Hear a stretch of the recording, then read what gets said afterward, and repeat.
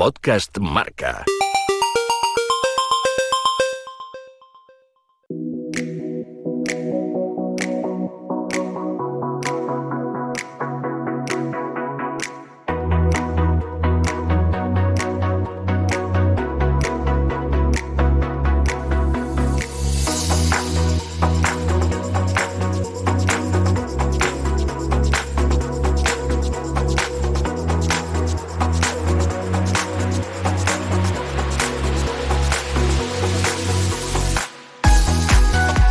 Era el último Gran Test antes del Tour de Francia. Las salidas llegarán en apenas 3 semanas, pero era el momento de calibrar a qué nivel se encuentran los dos grandes favoritos: Pogačar, Vingegaard, Pogačar, los hombres que han monopolizado el Tour de Francia en el último lustro. Saber también si había alguien que se podía acercar, reducir unas distancias que hasta ahora parecían siderales y comprobar si algún otro candidato podía ser tenido en cuenta de cara a las próximas 3 semanas del mes de julio, que nos van a tener, como siempre, pegados al Tour de Francia, pero nada más lejos de la realidad. Es verdad que la diferencia en la general final ha sido simplemente de 59 segundos, pero da la sensación de que el último asalto se lo ha llevado Tadej Pogačar. Hay que calibrar también si el estado de forma de los dos va a mejorar de cara al Tour de Francia, si la distancia se va a mantener o si por el contrario la progresión de uno y otro va a ser diferente. Tiene pinta de que entre ellos y los demás hay un mundo. Tercero ha sido Lipovic a 2.38. Cuarto ha sido Evenepoel a 4.21 y el resto se vaya por encima de los 6 minutos. Una carrera disputada desde el primer día a tumba abierta. Bicul, como siempre, dando la bienvenida a Nacho Lavarga. Nacho, vaya semanita de ciclismo hemos vivido en Dauphiné. No recuerdo yo un Dauphiné tan intenso como el que hemos tenido este año. ¿Qué tal, José? Pues sí, la verdad que hemos tenido una previa real del Tour de Francia, ¿no? Porque han estado todos los grandes líderes, otros años se han repartido más también con el Tour de Suiza, pero este año han estado los 3 mejores, ¿no? El podio del año pasado, además hacía mucho tiempo que no les veíamos competir juntos y por eso, unido al gran recorrido de este Dauphiné, pues nos ha hecho disfrutar de una carrera espectacular, aunque yo soy cauto y creo que tampoco hay que sacar muchísimas conclusiones, o al menos definitivas, de lo que hemos visto en este Dauphiné. Vamos a debatir en primer lugar de eso, ¿no? Yo creo que la conclusión general. Hay quien piensa, Pogačar abrió hueco e hizo mucho daño en montaña, sobre todo en la etapa del viernes, que era paradójicamente la menos complicada. Era un recorrido, ¿no? Con Domancy y demás, que parecía que no iba a originar las diferencias que propició. Y sin embargo ahí reventó a todos y sacó una diferencia sobre Vingegaard, por ejemplo, mucho mayor de la esperada. A partir de ahí llegó la etapa del sábado con muy poca longitud. Ya sabes que yo en eso no estoy de acuerdo, no me gusta ese recorrido, me encanta mucho más lo del Giro que lo del Tour. Pero más allá de eso, abrió hueco pero no abrió tanto. Entonces ahí salen los optimistas, los que quieren batalla en el Tour. Dicen, no, mira, no le destrozó en montaña todos los días a Vingegaard, supo mantener las distancias. Hay quien piensa, no, es que Vingegaard va a ir a más. Da la sensación de que va en progresión y Pogačar puede estar rozando el tope y quizá no tenga mucho más crecimiento y entonces las fuerzas se igualen. No sé, la verdad que yo tiendo a pensar que los dos seguirán un camino similar. Quiero decir, Vingegaard no está a tope ahora, pero Pogačar tampoco. Entiendo que tú eres de los que cree que Vingegaard le va a recortar a Pogačar, ¿no? Yo sigo pensando que Vingegaard en el Tour de Francia, solo en esa carrera, sigue estando, aunque sea un 1%, por delante de Pogačar. Lo sigo pensando de verdad, porque creo que va mejor en montaña y creo también que va mejor que en crono. Para mí lo más preocupante de Pogačar fue el resultado en la Cabra, ¿no? Ya luego explicó pues por qué no había tenido ese buen rendimiento, pero creo que vamos, en ese sentido el duelo entre ambos va a estar muy parecido y para mí la clave es ver que Visma, el equipo de Vingegaard, está muy bien, está incluso mejor que el UAE. Ha recuperado a varios hombres importantes y hay que recordar que el Visma, cuando está inspirado, hace cosas geniales, como lo vimos en el Giro de Italia, por ejemplo, cuando se inventa una jugada maestra y se llevan la cosa rosa, ¿no? Yo creo que esos son los peligros para Pogačar, que todo el mundo sabe que es el favorito, que va a estar muy bien, que va a ganar etapas, pero en la batalla del Tour yo veo a Visma muy enchufado, veo a Vingegaard que va más, veo un recorrido con días los que puede fallar, y creo que por eso vamos a ver un Tour de Francia tan increíble. Y lo mismo por Renko, yo también soy optimista, a pesar de que él ha reconocido que tenía que estar mejor, que no está del todo bien, pero creo que también va a llegar a un buen nivel y vamos a tener un Tour con los tres magos a un máximo nivel.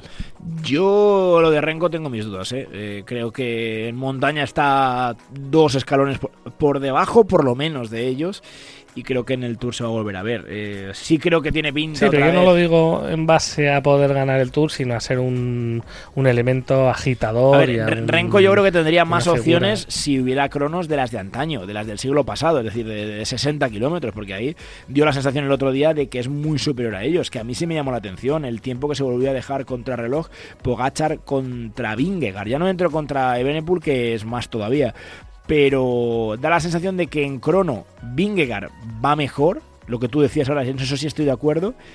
En la altísima montaña Pogačar tampoco le metió tanto a Vingegaard.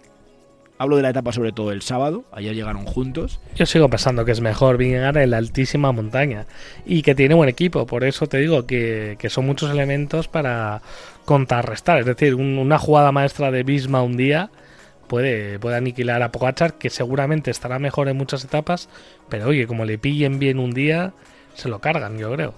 Para eso hay que llegar, yo es lo que pido, ¿no? Los dos al 100%, porque hace 2 años Pogačar no llegó al 100%, el año pasado Vingegaard no llegó al 100%, y al final lo mejor que le podría pasar al ciclismo sería eso, que los dos estuvieran a pleno rendimiento, que a ninguno de los dos se le haga largo, que no llegue ninguno pasado de preparación.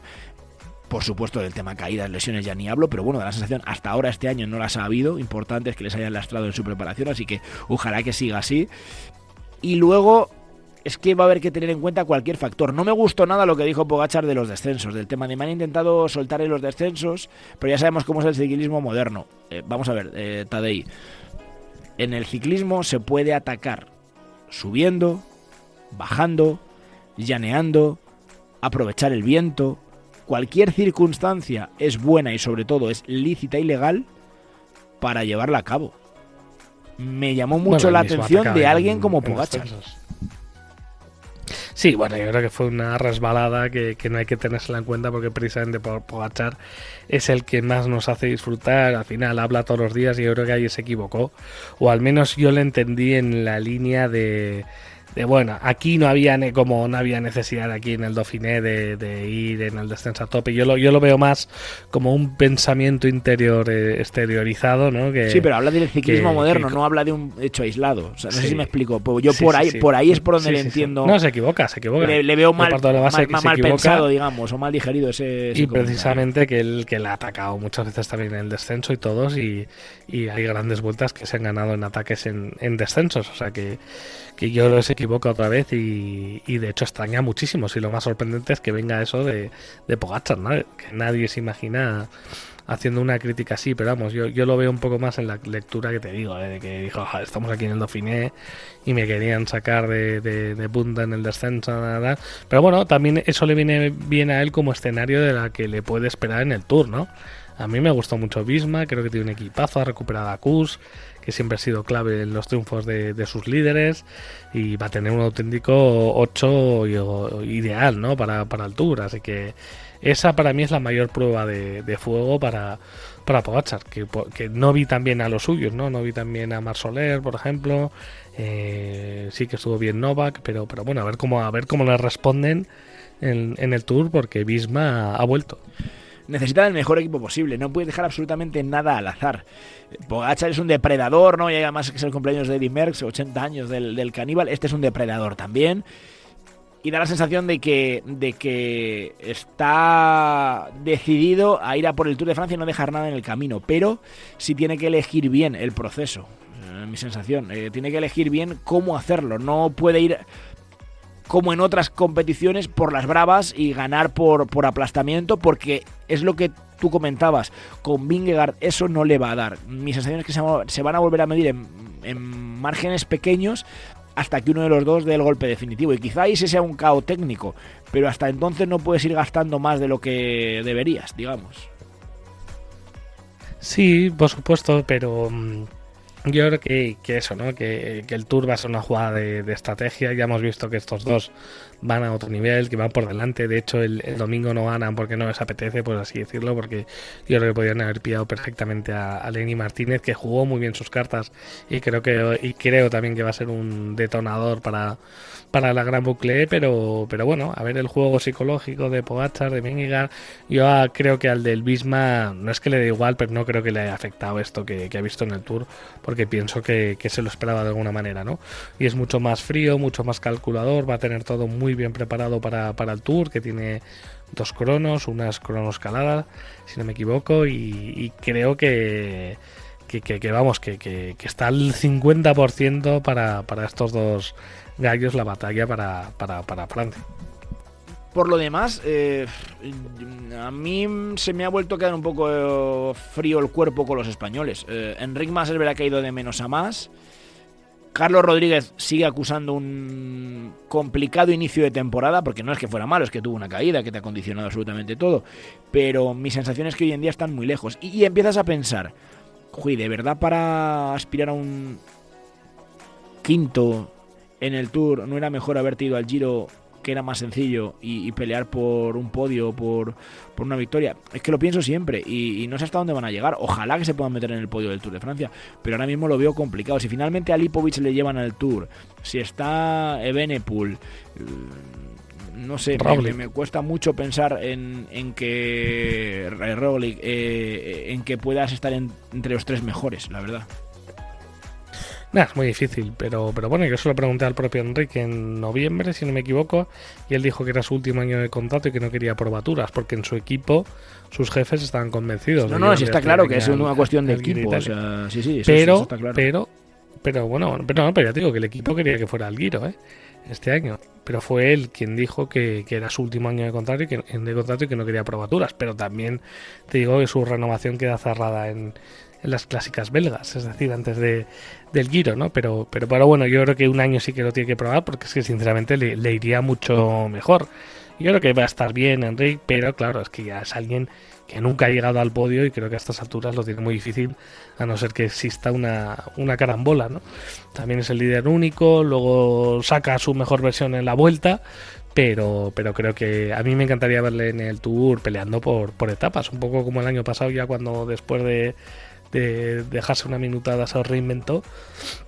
Bueno, me gustaría volver a ver ese Enric Mas. Y en cuanto a Carlos Rodríguez, creo que hay que tener un poco paciencia. Te voy a preguntar lo de Carlitos, que a mí es diferente. Me llama la atención, Es diferente por lo que tú dices, porque tuvo esa caída en el UAE Tour, porque ha vuelto poco a poco, porque el año pasado tuvo un año muy malo por muchas circunstancias, porque también el equipo Ineos ha cambiado mucho y han tenido problemas de todo tipo, pero creo también que va a ser sólido en el Tour y que va a estar bien y que va a poder igual pelear por alguna etapa y va a estar metido en la general. Yo a Carlos sí que le veo más sólido en ese sentido.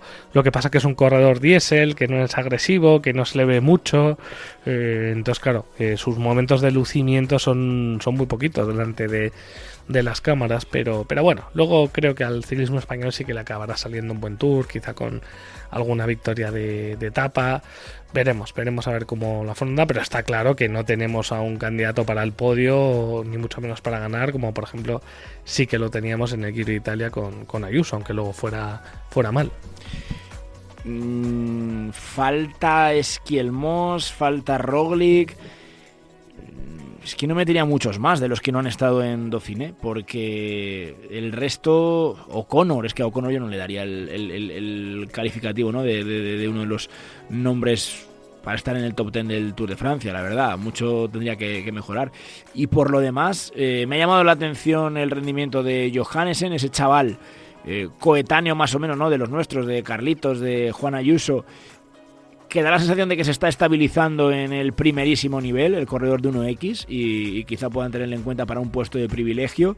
Quiero ver dónde llega Jorgensen, que puede ser una segunda baza interesante en el Visma, o un ayudante, vamos, de lujo, más allá de Kuss, un ayudante, el gregario de confianza, ¿no? Digamos, porque Simon no sé cómo llegará para Jonas Vingegaard, a Simon Yates me refiero, pero la decepción para mí, sin ninguna duda, ha sido Remco Evenepoel. Sabes que nunca le he tenido mucha fe en las vueltas de 3 semanas. El año pasado me sorprendió sobremanera. Me pareció alucinante el rendimiento que tuvo en el Tour de Francia. Yo pensaba que iba a perder ese tercer cajón del podio, aunque es verdad que la caída de Roglic pues quizá le benefició, y sin quizá, y le facilitó, digamos, conseguir ese objetivo, el de ser tercero el año pasado en el Tour de Francia.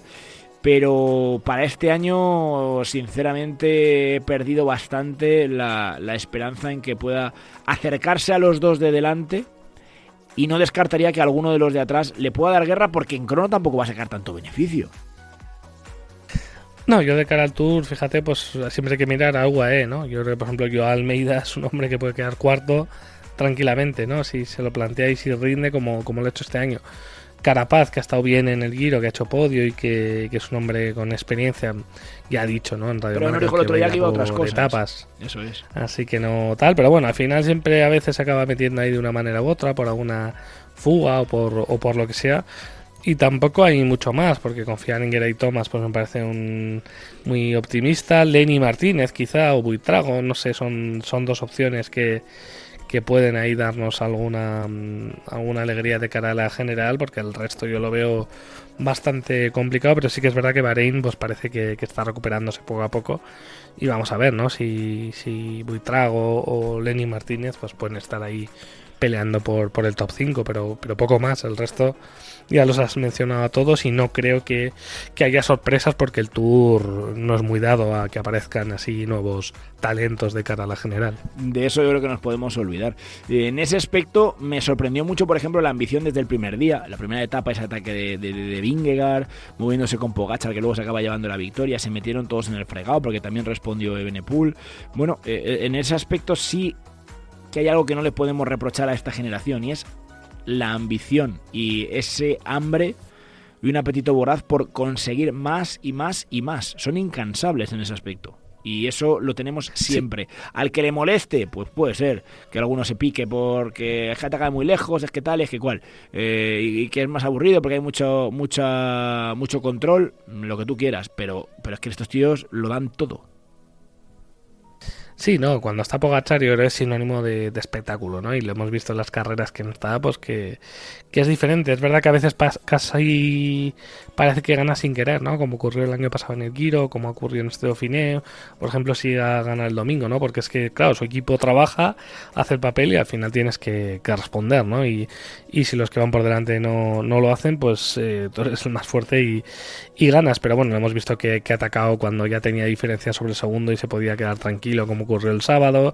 Es decir, a mí lo que realmente me parece el síntoma de lo que es esta generación post pandemia es esa primera etapa del Dauphiné, ¿no? Donde otros años pues hubiese sido muy normalita y vimos un espectáculo brutal gracias a estos tres mosqueteros, y eso creo que sí que muestra a las claras lo que es el ciclismo post pandemia y lo que vamos a ver también en el Tour, ¿no? Con jornadas muy alocadas, y creo además que el hecho de que no haya un equipo súper fuerte, gran dominador sobre el resto como era el Sky, pues eso también lo beneficia, porque a pesar del equipazo que tienen el UAE, el Visma o el Bora, pero es que el Bora ha rendido tan mal en este 2025 que no se le puede meter ahí, pues creo que o sea, que a pesar de los equipazos que tiene no vamos a ver un grupito de 10 con 5 del Sky como ocurría antes, ¿no? Y son más...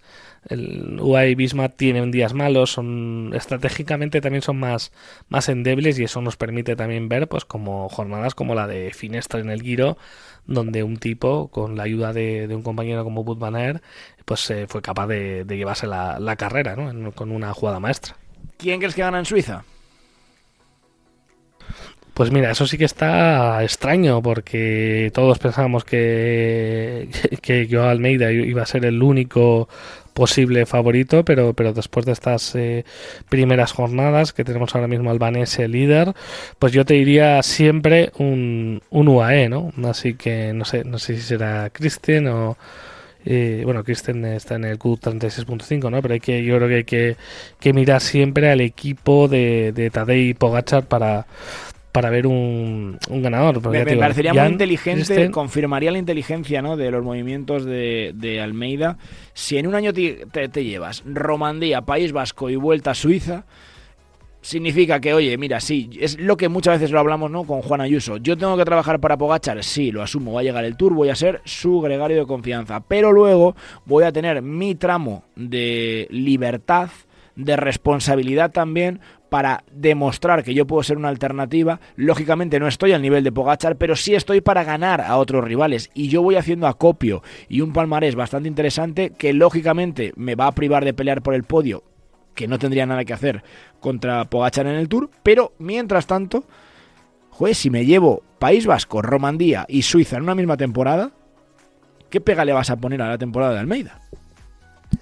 Por supuesto, y luego además vas a tener oportunidades en grandes, ¿no? Como la ha tenido en el Giro, como la tendrá en Sí, pero es verdad que ahí Vuelta. vas a ser digamos, de acompañamiento, pero es normal. Estás con el mejor corredor de la historia moderna, digamos, ¿no? Después de Merckx. Sí, pero en algunas grandes vas a tener la oportunidad de liderar, que es un poco lo que le pasa a Ayuso o Almeida, ¿no? Claro, dependiendo del año y los calendarios será una u otra, pero Almeida va a tener oportunidad de ser líder, como ya ha sido colíder al menos en la Vuelta, en el Giro.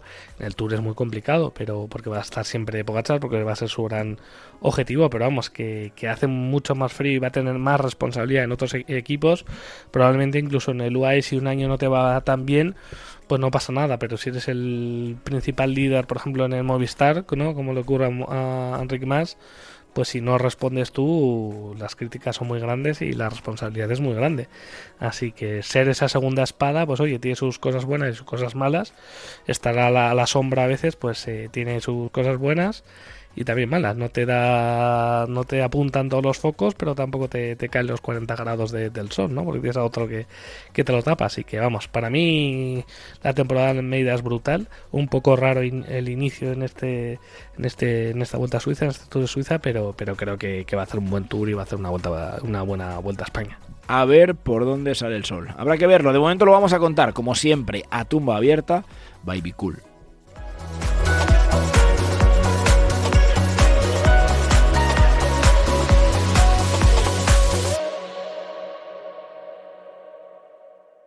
Podcast Marca.